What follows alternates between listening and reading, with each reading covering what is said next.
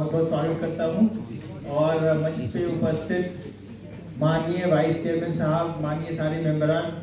मेरे सहयोगी जो यहाँ पे उपस्थित बैठे हैं, सबों को बहुत बहुत धन्यवाद देता हूँ और बहुत बहुत स्वागत करता हूँ। जैसा आपको विदित है कि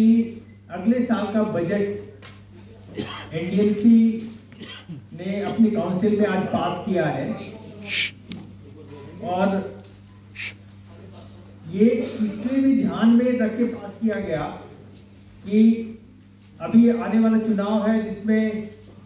मॉडल कोड ऑफ कंडक्ट शायद लगे और उसके चलते हमारे जो काम करने की गति है उसमें कोई व्यवधान ना हो। तो हम यदि टाइम पे अपना सारा काम पहले कर लें तो सारे काम हमारे सही टाइम पे एग्जीक्यूट और फिनिश हो सकते हैं। तो सबसे पहला तो ध्यान ये था कि हम उसके पहले ही ले आए और बजट को अप्रूव कर लें और इसके साथ साथ ये भी ध्येय था कि जो हमारा हर एक सेक्टर में टारगेट है वो हम लोगों को पहले पता चल जाए कि अगले वित्तीय वर्ष में हमारा फोकस क्या रहेगा। तो आप सबों को शेयर किया गया है, मैं जो सारे नंबर्स हैं उनको रिपीट नहीं करूंगा, आप सबों को वो शेयर किया गया है। सिर्फ छोटी सी चीज ये कहना चाहता हूं कि जो प्रॉपर्टी टैक्स है, जो main source of income municipality का है, उसमें कोई भी वृद्धि का प्रस्ताव अगले साल का नहीं है। और इसके अलावा जो इस बजट में फोकस है वो फोकस है बेसिकली कि जो हमारे गरीब तबके के लोग एनडीएमसी में भी रहते हैं, उन सारे गरीब तबके के लोगों को ध्यान में रख के उनकी बिजली, पानी, आवास, इन सारी सुविधाओं का ख्याल रखा गया है ताकि जो एनडीएमसी में सिर्फ ब्यूटिफिकेशन या हॉर्टिकल्चर पे ध्यान रहता है, ऐसी बात नहीं है। इस बार भाई नीचे तबके के लोगों को जो कम आय के लोग हैं उनकी बस्तियों को कैसे ठीक किया जा सकता है, वहां पे कोई दिक्कत ना हो, इन सबों का ध्यान रखा गया है। दूसरा ध्यान रखा गया है कि जो एनडीएमसी के लिए काम करने वाली इतनी बड़ी संख्या में कर्मचारी हैं, उनमें कोई असंतुष्टि ना हो, उनको 7 CPC के अनुसार जो जितना भी उनके वेतन में वृद्धि हो या उनको जो एरियर्स मिलने हैं उनको टाइम पे दिया जा सके, इन सारी चीजों पे ध्यान दिया गया है इस बजट में। इसके अलावा इस बजट में और भी कुछ नए सकारात्मक कदम हैं जो कि एनडीएमसी में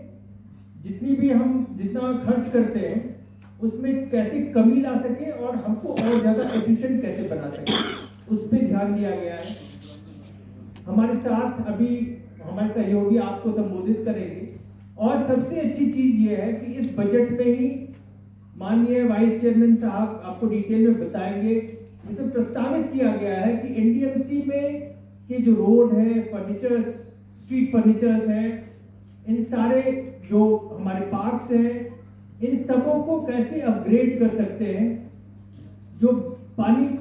की अवेलेबिलिटी है उसको कैसे 24/7 कर सकते हैं और कम से कम ये इस प्रयास में हम इमीडिएटली कैसे आगे बढ़ सकते हैं। पूरा का पूरा एनडीएमसी का एरिया जो माननीय प्रधानमंत्री जी का जो विजन है उसके अनुसार हम कैसे इस पूरे एरिया में सारे घरों पे सोलर पैनल्स लगा सकते हैं और ये पहली म्युनिसिपैलिटी बना है पूरे देश में जो कि पूरी रिन्यूएबल एनर्जी से चले। इसके अलावा आप सबों को पता होगा कि बरसात में यहाँ पे पानी पिछले 3-4 वर्षों से ये समस्या रही है कि पानी भर जाता है। तो कैसे हम पानी का उपयोग ऐसा न हो कि वो सबों के घरों में जाए, बल्कि रेन वाटर हार्वेस्टिंग और दूसरे तरीके से कैसे उस पानी से हम अपने वाटर टेबल को रिचार्ज कर सकते हैं। तो इन सारे नए इनोवेटिव आइडियाज को लेके और फिर नई कमेटी का गठन किया गया है। इसमें एक्सपर्ट्स को लाए जाएंगे जो प्रोजेक्ट मॉनिटरिंग करेंगे और आईटी और दूसरे टूल्स के थ्रू हम जो भी समस्याएं आ रही हैं उसका कैसे निदान कर सकते हैं, इन सबों पे ध्यान दिया जाएगा।